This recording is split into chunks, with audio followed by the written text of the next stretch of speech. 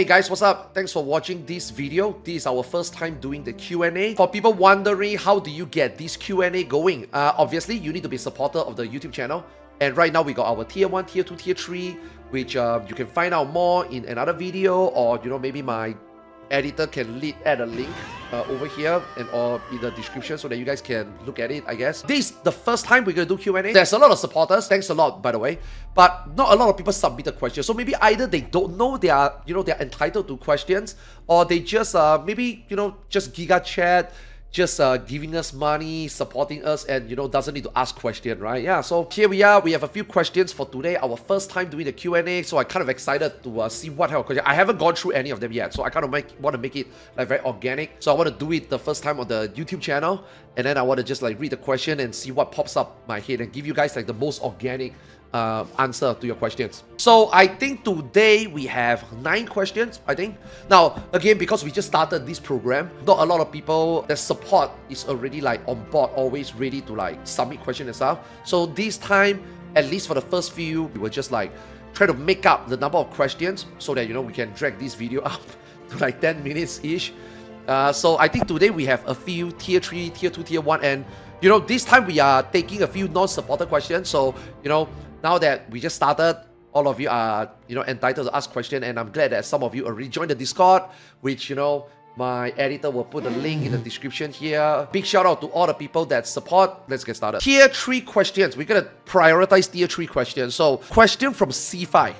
When do you plan to teach your son how to play MMO like Final Fantasy XIV? Is it too personal? My son, my youngest kid, he thinks that it's better than 90% of the A5S raiders, which is the carbuncle, because I think my kid did on stream how to do Devour, and my kid like did it in 3 tries. So maybe Cfai was wondering, when I'm gonna get my kid to play MMO. Okay, here's the answer. No, I will never get my kid to play MMO. Now, if they like to play MMO RPG and they get into it, sure, I'll let them do it, right? But I'm not gonna be like telling them, oh, daddy plays 14, mommy plays 14, you want to play 14? Nah, like, dude, they are young, man. They have future ahead of them, man. Like, I don't think MMORPG has like a future, you know what I mean? Like if it's World of Warcraft, sure, maybe Echo, Liquid, maybe it's good enough he can, join a big organization, be world first and make money, but Final Fantasy XIV, you guys already know the raid scene. I don't think there's any like future playing this game. Look, man, I'm thinking about how to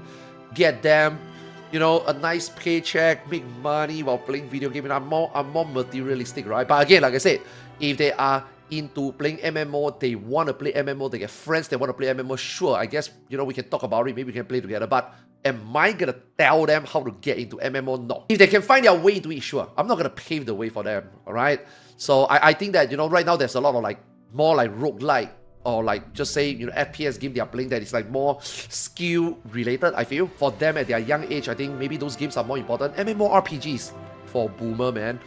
Moving forward in the future, I don't even think there's going to be any more young people playing MMO. MMO average age group playing is like, what, 30, 35 years old, maybe 29, It's kind of an aging game already, so I kind of don't want them to play MMO, yeah. Tier 3 question, I will be more elaborate like this, right? And also Cfai has been a long supporter, so again, thank you Cfai, man, for supporting the stream, and now you're supporting the YouTube. Thanks a lot, man, thanks a lot, appreciate it. Alright, question 2, this is from Crag. Again, I'm just basing on your name via the Discord. So if you think that your name, you have your Twitch handle, you can actually, change your name on Discord server. So let's just say you got your name and then say bracket, what is your Twitch name? So it's easier for me next time to, know who you are. But anyway, this question is from Craig. I want to hear some ancient history stories of your old Arthars time. What was your best and most exciting moment and your worst moment in Final Fantasy XI? Okay, so I guess this is like a FF11 question. Ooh.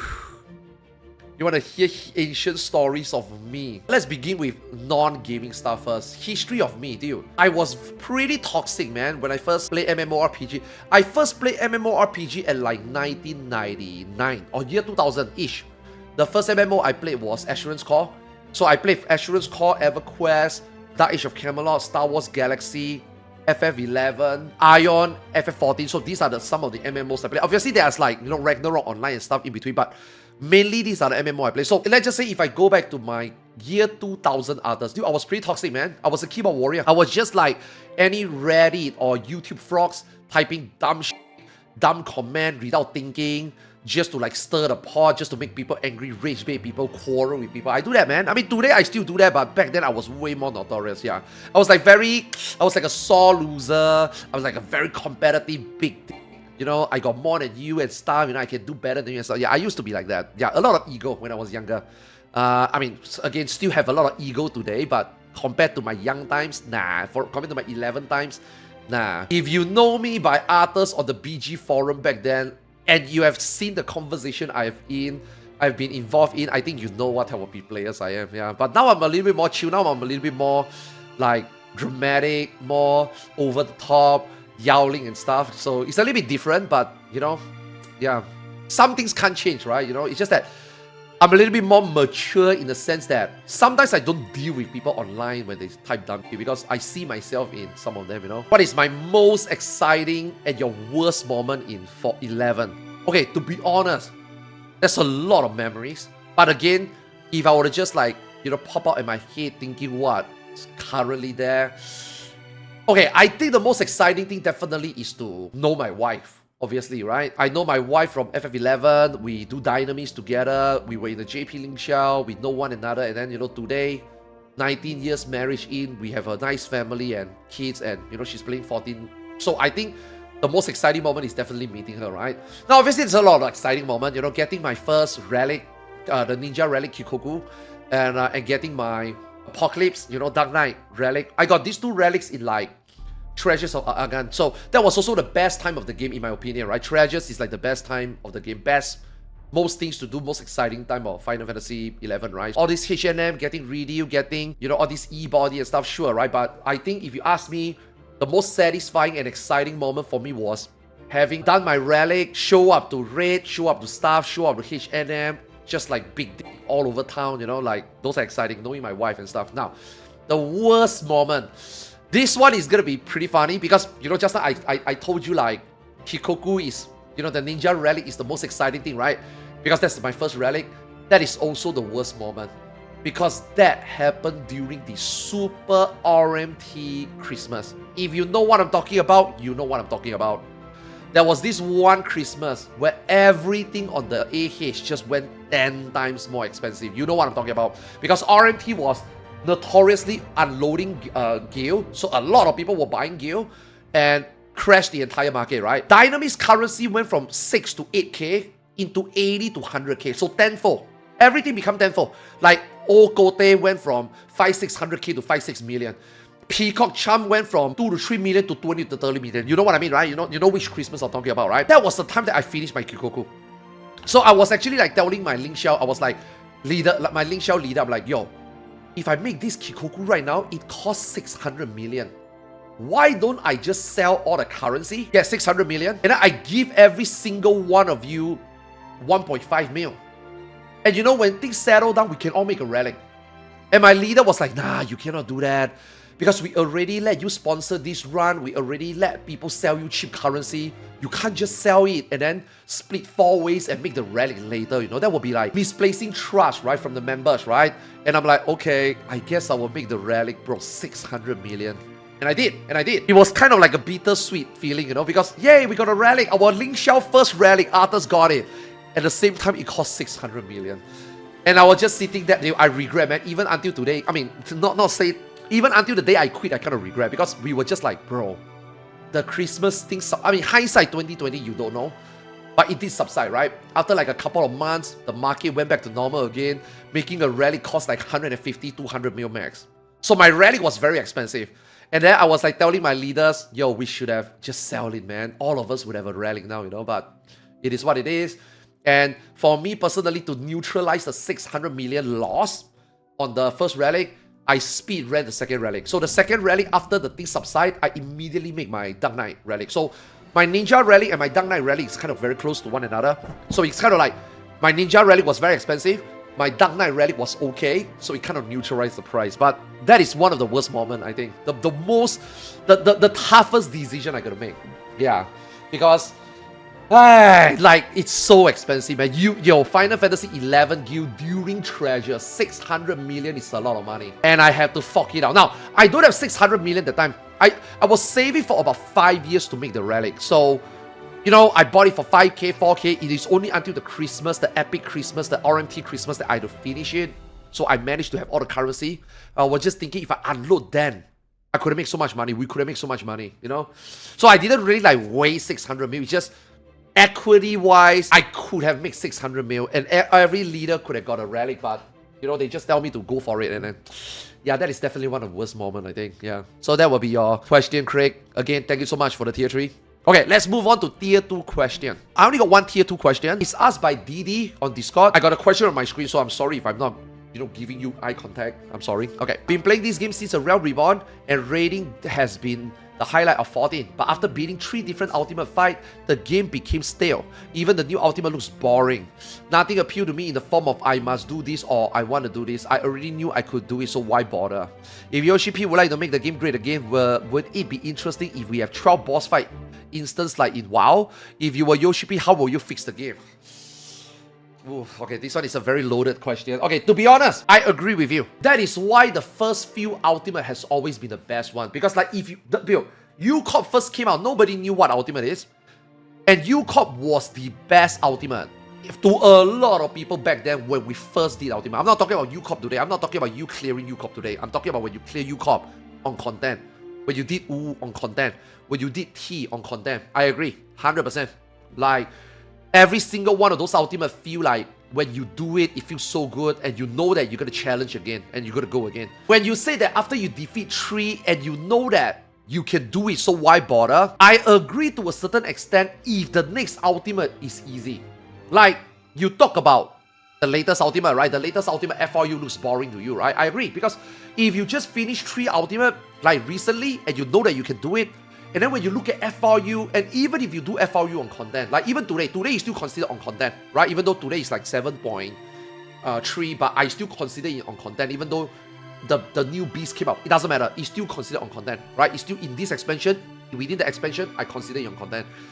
So, yes, I think the fact that even if you can do DSR top today, which is quote-unquote outdated, FRU shouldn't be a problem for you. And I agree. It's boring. FRU is boring. FRU is not that great. FRU is borderline ultimate. I think it's still an ultimate. It's just said that, you know, it's not that spectacle when, say, UCorp first came out, T first came out, DSR first came out, Top first came out, right? FRU is kind of a weak on content ultimate, I think. It is what it is. Yes, I completely understand that you clearing 3 ultimate, looking at FRU, you probably feel it's boring. The reality is, it is. But they did a good job before, you know, they did great jobs before, you know what I mean? Like after, let's just say for us, when we clear UCorp, when we clear U, and then we clear T. So we cleared 3 ultimate, right? And then we are also sitting there like, you know, how can they challenge us again, right? And then Mr. Ozma put something out of nowhere and gave us DSR. DSR was the hardest challenge I personally ever tried to overcome during that time when it first dropped in 6.1. So I was very surprised like they could elevate it. And just after we thought about DSR and we are like, I mean, come on, they can't elevate from DSR, right? DSR had everything, right? The story, the feels, the difficulty, right? And we are now used to DSR. You know, the players are better, right? And then they came up with Top. Now, Top story-wise, or in terms of the overall feel, it doesn't feel as good as DSR. But make no mistake, Top is a very difficult ultimate still, right? So it's like, they manage again and again and again. So this time, they just kind of dropped the ball at FRU. So maybe there's a little bit of doubts now. How is it going to be? Luckily, 7.3 Ultimate got delayed. You know, maybe it's not up to standard. Who knows? We don't know. But 7.5, I think, right now, I agree with you. After doing Top, after doing DSR, now you give us FRU. Of course, we're going to be able to do it, right? It kind of lost the spark already, right? It kind of lose the magic. Kind of feel like we do it before, we can do it again. And FRU have showed that the players are so good, the developers are struggling, and we just blow it out of the park, right? So can the developer do it again? We will have to see 7.5 Ultimate to, you know, have a glimpse of maybe it can be done. I don't know. You were saying like, you know, should they make fights like WoW where they do 12 instance fight? I don't know, man. I have been playing a lot of WoW in the last 4 to 5 years. I literally done everything in WoW in the last 4 to 5 years. Retail WoW. I done everything. I done mythic raiding. I got into a Hall of Fame guild. I got Hall of Fame. You know, I gotta be honest with you. Even WoW with 12 bosses, it's boring as fuck. Because a lot of WoW bosses in the raid, even though they have 12 bosses, or 9, nowadays they do 8, almost 6 of them are fearless. They are not challenging. I can tell you 6 bosses, they can combine into one Final Fantasy XIV Savage fight. I can tell you right now, like, first 6 bosses of WoW usually is boring. The last 2 bosses are pretty good. But even then, they are not ultimate level. They are not ultimate level in terms of difficulty. In terms of, you know, you as an individual overcoming, learning, and executing the mechanic. It's not that difficult. It's just that in WoW, the difficulty comes from having to do it 12 people. I'm sorry, 20 people. Or even more, because you need a bigger roster. How you plan, how your officers, how your raid plan, how your people, 20 people can sit together and play the game for 3 to 4 hours. They can't even play more than 3 to 4 hours, except like World First or top 10 guilds. Most guilds can only do 3 to 4 hours max a day for like maybe 3 to 4 times a week max. So WoW is also pretty boring. And let me tell you, if you got like 12 bosses like that, it takes a little bit long to proc. Casuals might find it hard, inaccessible. Savage is actually perfect because it's only 4 bosses. 4 bosses is not too much, but it's also not that easy because every single boss is all well thought out most of the time, right? Whereas WoW is like 6 bosses is garbage. I would even say they are... Bro, some WoW bosses are legit, literally just dungeon difficulty. Compared to, or maybe EX difficulty. It's not that great. So, I don't think 14 needs to do that. But 14 did do something really good though. Like, I think their 24-man alliance is great. It's just that now they make it easy. Their Fog Tower, their DRS, BA, I thought was very good. The field operations is really good. So, I think they can stick to that. And then for raid, maybe they need to add another Newton. I don't know. But I honestly think 14 raiding is okay. It's just they are dropping it on weird time. Like Chaotic should be in 7.0. I don't know why they wait until 7.15. It's too late. You know, Criterion is also really good. But why did Criterion have to wait until 7.4? You know what I mean? Fog Tower is okay. Chaotic is great. So I think Final Fantasy XIV raiding is okay. It's just quality and timing release. And you know, in this case, FRU and or even the first Savage Lightweight was just not very well done to some of us that is looking at a higher standard. But I don't think it's that bad, man, because on the flip side, WoW is also really bad. Retail WoW is also struggling to get people to raid, to make raid more accessible and stuff. So pick your poison, right? If I'm Yoshi P, how can I fix the game? Honestly, I don't think the game needs to be fixed. I don't think the game is bad. I just think they need to cut back down the patch duration, and I think they need to release content more proper timing, and you know, some quality and accessibility needs to be there, which, you know, they're gonna begin in this next Deep Dungeon, right? They're gonna make Deep Dungeon cater to casual and hardcore. I think maybe that can extend to extreme, maybe that can extend to savage, maybe not ultimate, but 8.0 hopefully they do better. Otherwise, honestly, 14 is okay when it comes to content, just quality and accessibility. Yeah. Okay, anyway, that's the tier 2 question. Thank you so much again for supporting the channel. Okay, now let's go to the tier 1. First is asked by ColdPopoto. I'm pretty sure that is also the Twitch name. Popoto, thank you so much for supporting the YouTube channel. How can Ankh yap endlessly without running out of topics? Dude, I love to talk. One of the reasons why I enjoy streaming is that I get to sometimes vent or just talk to you guys or just yap all day, you know? Like, I'm old. I'm like a grandfather soon, man. Just let me yap, man, you know? Let me tell you about the back old day story. Let me tell you about back in my day story, right? You know what I mean? Yeah, you guys are young. You guys should listen, you know? I'm giving you some life experience and memes and stuff, you know? Giving you outdated mom jokes and stuff. Yeah, I enjoyed it, man. I love yapping, man. I mean, that's one of the reasons why I love streaming. Like, let me tell you, man, when I used to work, I can't talk sometimes. Everybody's quiet, everybody's doing their work. When you try to strike a conversation and you chit-chat, it's like, dude, can you shut the fuck up? We all want to work. You know what I mean? Sometimes it's like that, right? So streaming is completely different. We are playing games, we are talking about stuff that we like, and then we just go on all day, you know? So that's kind of one of the things I really like. Yeah, and that's why I like yapping. Yeah. Hey, that's your answer, man. Next. Lumi, if it's not too personal, if you haven't been able to live as a content creator, what would your job be and why? Before I stream, I was a IT consultant. I do everything. I do middleware, I do database administration, and I do some coding, right? Sometimes it's web development, sometimes it's app development. Basically, I'm an IT guy. I do everything. Honestly speaking, if not for streaming, I think I would be doing that. I mean, that's what I've been wanting to do when I entered college. I want to just work for IT. I love computing. I love computer stuff. I love programming, right? It's just that ever since my dad passed away, I start to sit down and look at life differently. And I'm like, yeah, let me enjoy a little bit before I go back to work, because I was just not in the right mindset.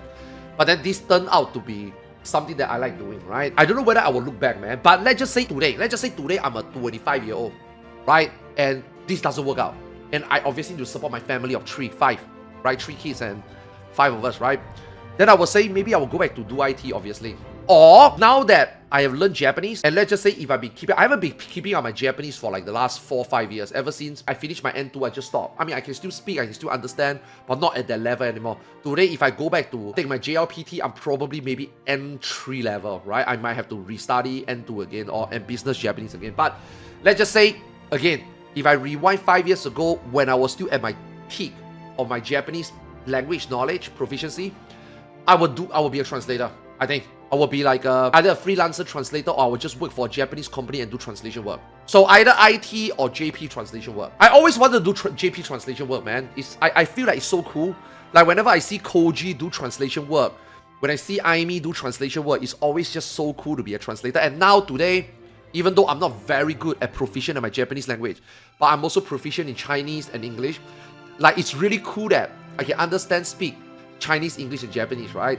So if I can translate that into like work environment, like I can, you know, translate for people live, I think it would be really cool. So most likely a translator job or IT, yeah. All right, yo, thanks so much. Tier 1 question is chop and easy, man. Thanks for making my life simple there. Okay, now let's go to a non-supporter question. Okay, this time, this first Q&A, we will entertain non-supporters, but man, moving forward, you guys gonna pay up, man. So I would like to take this small moment to let my editor work some magic. You guys can support the channel with the link here to the Ko-fi, supporting platform, whatever. And then you guys can choose your tier 1, tier 2, tier 3 support, and then you guys will have your perks. Join the Discord, which again also here, the link or in the channel description below. Click on either, check on either. Start populating the Discord YouTube channel, which is gonna be 14 focused. My original Discord is only for shits and giggles. Like there is no direction of why or what that original Discord for. But for the first time, we're gonna have like a more 14 oriented Discord, but also for our YouTube supporters. So hey, join the channel. We're gonna start using the channel a lot for Final Fantasy 14 related stuff. So if you go, you know, you wanna come in and put guys, you wanna come in and do stuff, join our Discord server. Okay, by Bjorn, also his name on Twitch, I'm pretty sure. When's Ankh tanking positioning guide? I am never gonna make a guide for a fight. But you know what I want to do, which I find it very interesting that a lot of people like kind of feedback. Like, you know, my Ankh tips, telling people how to do CT tricks, tips and tricks on what to look out for, visual audio cue to do a mechanic. I might actually do that. But I don't know whether I will be doing a specific tanking like movement and tips and tricks, so I don't know. But maybe let's see how 8.0 goes. At the moment, I have no interest playing tank. They are all very homogenized, kind of boring to me. I used to be a main tank. I main tank 1, 2, 3, 4.0. I mean, even 5.0, I main tank in the first 2 rate here. It is only until I come to NA, join NA static, then I start doing back to DPS again. But yeah, one day maybe I will. One day maybe I will. But in terms of like fight guys, I will never do it. Let Hector do it. Let those raid plan take care of it. Like, I don't want to be the guy that makes a shit guide and then people shit on me. Nah, I'd rather be the guy that shit on shit guide, you know? Yeah. Okay, next. BOOC3 or is it BOC? Insights of what make exactly each and all melee jobs unique, like Viper being super strong in M6S. So you are trying to ask what makes them all unique, right? Okay, let's go down the list, right? Monk is unique because I have no f***ing idea. I don't play a Monk. Ninja has went through a lot, right? We go from raid buff into 1 minute into now a 2 minute and now just another 2 minute raid buff. But overall individual is fun. We don't have to worry too much about gauge. Our gauge don't really matter. We have never problem with gauge management. We just do our 1 and 2 minute. I think it's a very good proc job. We got the movement. Shukuchi is amazing. Mudras is, you know, really cool.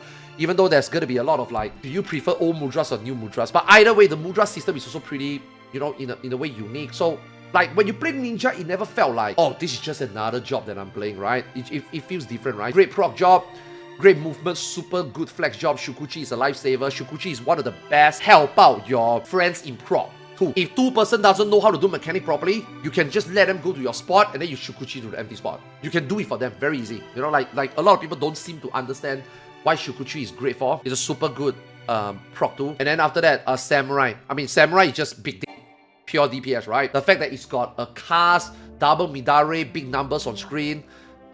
People don't like the cast. And I think now it's a little bit too much to the point that, you know, Samurai cast more than Black Mage. You can call it a uniqueness, you can call it a job identity, but I think it's a little bit too much. But still, it's a very strong pure DPS job, right? So I think that's the uniqueness, right? So you see Ninja and Samurai is almost opposite already. So now we go to the fourth one, Dragoon. Dragoon is kind of like in the middle, right? They are good DPS, they are stronger than Ninja, but they also provide buff, but in a different way, right? They provide critical and stuff, so it's like they are kind of the same but different. But I thought Dragoon gameplay is also very special, right? Other jobs usually only got like a combo of 3, you know? But then Dragoon has like a string of combo of 5 to 10, you know? So in a way, Dragoon is unique in that part. But Dragoon also have a lot of utility, it looks really nice. You know, you can fly all over the place. They only lack a defensive. But otherwise, yeah, Dragoon is also pretty good, right? So I think like so far all the 4 melees minus Monk that I have no fucking idea about at the moment, I think they're all very like one of its own. Now, the last two, that I'm gonna blend them together and I'm gonna talk about it. Viper and Reaper. Viper and Reaper are very similar class, but Viper is just so much better. Not just damage throughput, but also movement and also downtime. Everything Reaper can do, Viper just do better. At the moment, right, Reaper is almost a job that is just completely not worth mentioning. It doesn't matter. Like, is it unique? It's not. Because if you're talking about cast bar and stuff, Samurai got more. Samurai do more damage. Reaper is just look agey, looks nice. Scythe looks great, but it's doing lesser damage than a Viper. Your Enshroud look and feel is no different from Awakening, from Viper. So it's like, I feel like if there's one melee job that is completely like out of place, it's Reaper. And I hope they do something about it in 8.0 because Reaper feels like the one that is least unique and it's just a clearer downgrade or a beta version of Viper. While the 5 job, excluding Monk that I don't understand, Reaper is the one that for me has no place at the moment. Now, they're all very balanced. All 6 of them put out similar RDPS. You know, if you look at FF logs, they're all very balanced. But Reaper just doesn't feel fun at all. Oh, they also have a very outdated debuff, which is Death Design, which funny enough is a mechanic that existed before on Warrior and they removed it. And then they implemented it on Viper and they are like, nah, they remove it. But somehow Reaper still got it. It's very outdated. Less than 2 expansions in and I already feel like Reaper is outdated already. They need to rework the job already, you know? So that's what I feel about the 6th job. Now, is there any job that just outperform any other melee in any situation? Actually, I don't think so. Samurai right now is a very good proc job also. And also if you're proccing Savage, you can just funnel Samurai here and dance partner rate. So like Samurai now is also a very good proc job. Ninja is always a good proc job. Viper is just great proc, good damage. And in this time, like you said, M6S, they just blow everything out of the park. Hux is great. Savage downtime, which they know they are imposing a lot of downtime mechanics. Now in Savage. Viper also win. Again, I don't know about Monk. Dragoon is never struggling. And Reaper is the one that struggles the most. Reaper is the one that struggles the most. So that's all I feel about all the job. Like, all the melees are great, man. All the melees are great. Minus Reaper. But otherwise, yeah, I think all the melees are great. Next. Rakis. Yo, I will try to add some consistency to the video. If my question get answered, I'm answering now. Which is the skill ceiling you think should be the correct for 8.0? If it even happens, the job rework. My favorite time was back in how skill-based Heavensward was. The Storm's Blood jump on how classes played felt already too dumbed down, but I understand a mid-ground between those who could be ideal. What is your take on this? Okay, for people that never know Heavensward before, Heavensward is the hardest to play the game. Now, is the rotation actually hard? It's not. You're just pressing 1, 2, 3, 4, 5, 6 button. It's not that bad. It's just that you got more things to track. Every job had a debuff, like slashing debuff, piercing debuff. And then after that, you got TP to manage. And then some job, you give TP. Some job, you give enmity. Some job, you remove enmity, like Ninja. So back then, rotation wasn't that difficult. It's a few buttons, but extremely tight. Like Enochian drop, easily dead. You don't use your Skugger properly, and you drop your Blood of the Dragon, you're dead. So yes, it's tight. But it's not difficult because you actually press less button. Today, we press more button. But because we press more button, they make it easier where you almost don't drop anything. So, in a way, you can say that Heavensward was really difficult, but I don't think Heavensward was what we need. Too much to manage, too difficult for no fucking reason, right? Now, the game was easier back then mechanically, so making jobs harder, but mechanic was easier, kind of makes sense. Today, our mechanic is way harder, but today our rotation is easier, so it kind of evens out. But I still think that our job is harder to play back then, which I think is too much, and mechanics being too easier, and today mechanics being a lot harder, and rotation become easy. I think it's like both sides of the spectrum, right? One is too tight, easier mechanic. One is harder mechanic, too lax, right? The middle ground was Storm's Blood, man. When you have your 90, 60, 120, and 180. I thought that was the middle ground. That is the time that I think skill expression excels the best. Not just individually, but also as a static, right? Whether you're speed running, you're progging, everybody has a different progging rotation, man. Everybody got a different prog comp, and therefore everybody got a very different like burst window. Some people is like, we're gonna save this for 180, we're gonna save this for 60 and stuff. We're gonna delay our 90 for 60. You know what I mean? Like, there was a lot of expression, not just individually, but also collectively as a group. And then, you know, in the community, you will be like, who thinks what is better? And then in park, it's also like, who thinks what is better? Nowadays, it's just 2 minutes send, 2 minutes send, 2 minutes send. It's kind of boring, right? And then back then in Heaven's Word, it's like, people are just bad. People just drop Inokia, drop Geiskuga altogether. You know what I mean? Ninja don't even trick attack properly. You know what I mean? I kind of feel that it's too extreme. Now it's also too extreme, too easy extreme. So hopefully 8.0 rework kind of bring us back to Storm's Blood. And also, for the love of God, please let healer have a little bit more fun, either on healing or either on DPS. Now, I think ever since Storm's Blood, they have been trying to make healing more fun, but I don't think they succeed. So maybe it's time to go back and think about maybe make healer more fun by letting them press more button than just glare. Bro, I don't know, man. I don't know. Now we are in the state where any change could make people feel good or bad, right? It's up to them how they do it. I don't know what presentation is gonna be. I just hope that we will be playing like Storm's Blood again when it comes to job. At the same time, tackle hunt mechanic. I don't know how they're gonna balance that. I don't know whether that will be ideal. We need to play to see it. But right now, definitely, it's a little bit boring. It is a little bit boring, yeah. But I mean, that's why the change, right? That's why 8.0 they have to do massive rework, right? So pray they can do that. Yeah. Okay, Kuyu. Oh, it's Kuyu. I think it's the same Kuyu, right? Besides Naruto, what is your top 3 anime or manga? I mean, Naruto is top 3 because during that period, there was only 3, right? Bleach, Naruto, and One Piece, right? But honestly speaking, I don't think Naruto was that great. It's just that we have nothing better to read. There is a lot more manga that I prefer. Like, for example, I mean, Dragon Ball, obviously, right? That one we don't need to talk about it. That one is a given. Yu Yu Hakusho. I love Yu Yu Hakusho. But sadly, Yu Yu Hakusho have this tendency of taking too much breaks. I mean, which is fine. I think overall, they did okay on the manga. And then the anime kind of flourished it to the end. So I think it's okay. Hunter x Hunter is great. Up to Go and Find Jing. I think that's okay. I love it. I think Hunter x Hunter is more interesting than Naruto. Again, just a lot of breaks. But otherwise, I think the One Piece is number 1, man. One Piece is hard to beat, man. I know a lot of people is gonna tell you to read One Piece. I know you're gonna feel like it's too much work, but dude, if you ever got time, I'm not gonna force you to do it, but if you ever got time, you're gonna go into One Piece. One Piece is one of the worst drawn, super boring Dao fight and special powers, but man, One Piece is more than that. One Piece is more about the storyline, the character development, and consistency from the start to the end. I mean, not end yet, but till now. So One Piece definitely is number 1. Number 2, Prison School. I mean, jokes aside, okay, jokes aside. I mean, Prison School is pretty damn cool. I love Prison School. Okay, nah, Prison School is not top 2. Top 2. One Piece is number 1. Ooh, Dragon Quest, The Adventure of Dai. I don't know whether you guys ever know it. It coexists the same time during Dragon Ball. If you have never read it, you need to read it. It is the most well put together RPG manga I ever read. Dragon Quest. That's number 2. That's my number 2. And then number 3, I would say, I mean, I guess Naruto is number 3. I guess Bleach is number 3. Yu Yu Hakusho is number 3. Hunter x Hunter is number 3. Death Note is number 3. Ooh, Hikaru no Go. Yeah, I guess it's number 3. A lot of number 3. One Punch Man, number 3. Yeah, One Piece for me is number 1, 100%. Like, undisputed, no negotiation. One Piece definitely number 1. And then number 2, I say Adventure of Dai. Yeah, but yeah, that's it. Alright, man. Yeah, that's all the question, right? Dude, I thought this would be a 10-minute video, man. I actually yapped for 41 minutes. But otherwise, I'm gonna do closing. Again, thank you so much for everybody that has watched my YouTube videos, support my YouTube channel, and now going even one step further to, you know, support the Ko-fi. And I hope that we can get more. But this will be the first time we do a Q&A for the supporters.